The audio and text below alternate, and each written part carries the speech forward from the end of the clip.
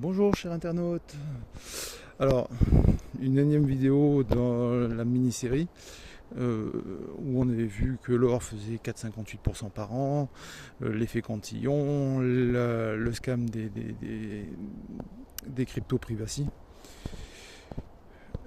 À chaque fois on peut aller plus en détail, hein. C'est juste des introductions, des pistes où je vous donne un certain nombre d'informations. Si vous avez envie d'y passer du temps et de vous convaincre, de vous creuser, faites.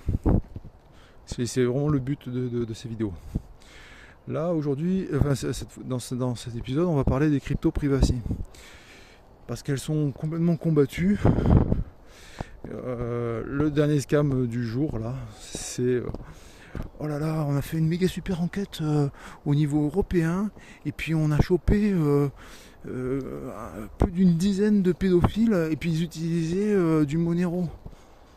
Et on a des outils pour arriver à tracer le Monero, c'est ce qui nous a permis de les retracer. Alors déjà à la base, comme si maintenant en Europe on arrêtait les pédophiles, donc clairement déjà dès le départ on nous prend pour des cons. Et puis en plus de ça, tout le but c'était d'associer dans l'esprit des gens, de monsieur tout le monde, ce que tout le monde haït en ce moment, et a raison, hein, c'est les pédophiles, avec l'usage des crypto privacy. Crypto privacy, il faut savoir qu'en fait il n'y en a que deux. Il y en a plein qui sont soi-disant montés, qui sont soi-disant privacy, c'est tous des scams. Il n'y a des crypto privacy que celles qui sont intégralement privacy et qui ont des mécanismes relativement solides pour lutter contre la censure, le traçage avec les métadatas, etc. Et en fait, il n'y a que Monero et Epic Cash. Moi, j'ai fait de manière... Et puis, je suis pas le seul à avoir fait ces devoirs maison de manière très fortement. Monero est la plus vieille, mais sa technologie est un peu bancale. Elle aura du mal à tenir soit dans le temps, soit monter en gamme avec le nombre d'utilisateurs. Mais bon, c'est celle qui est encore la plus utilisée, quoi.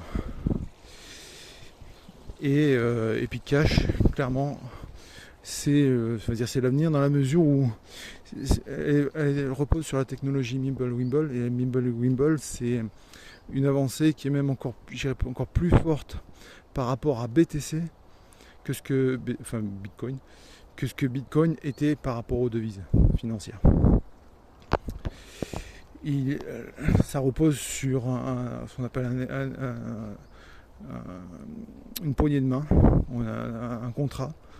Donc effectivement, il faut que l'émetteur, celui qui paye, dise moi j'efface tant dans mon compte, et que le récepteur dise moi j'inscris la même quantité dans mon compte à moi. Mais une fois qu'ils ont fait ça, le contrat il est entièrement crypté. Ce qui est envoyé sur la blockchain ne possède strictement aucune adresse, on ne sait pas, ne possède aucun montant. C'est publié via des échanges un peu comme Tor, qui permettent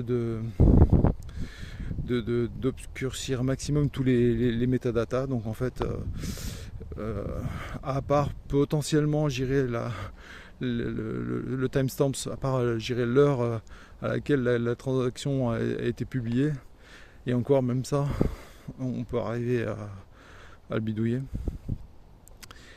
Il n'y a rien de publié déjà à la base, et puis même le peu qui est publié, la magie des maths de Mimblewimble fait que ça va être effacé dès que les fonds auront de nouveau changé de portefeuille.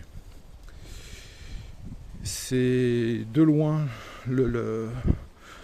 la technologie la plus sophistiquée qu'on peut avoir à l'heure actuelle pour de l'échange de valeurs, de l'échange de données, d'informations. Et donc je vous encourage à faire vos devoirs maison, à aller regarder, comparer, à comprendre le mécanisme. Il y a des tutoriels, il y a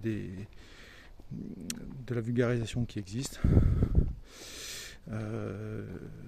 Et sachez que ces deux cryptos sont de loin les plus combattus, que comme par hasard les autres ne le sont pas. Des trucs comme Zcash, non seulement ça n'a pas été combattu, mais ça a même reçu des fonds et du management directement de la part de l'État sioniste. Donc c'est le cas où vous renseignez, vous allez voir.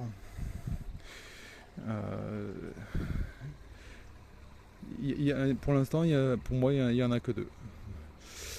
Et c'est les deux plus combattus, mais c'est du coup celles qui vont récupérer tout l'engouement, toute la richesse, quand les autres vont se retrouver suffisamment attaqués à la clé à molette, à l'huissier, aux scams divers et variés, quand ils vont finir par comprendre que quand c'est visible de l'État, on ne le possède pas. Là en ce moment ça s'agueule contre des DC à 8, les bitcoiners ils n'ont toujours pas compris quoi. On n'apprend vraiment qu'en tapant le mur, donc ils vont finir par apprendre, mais ça sera douloureux. Sur ce, je vous laisse.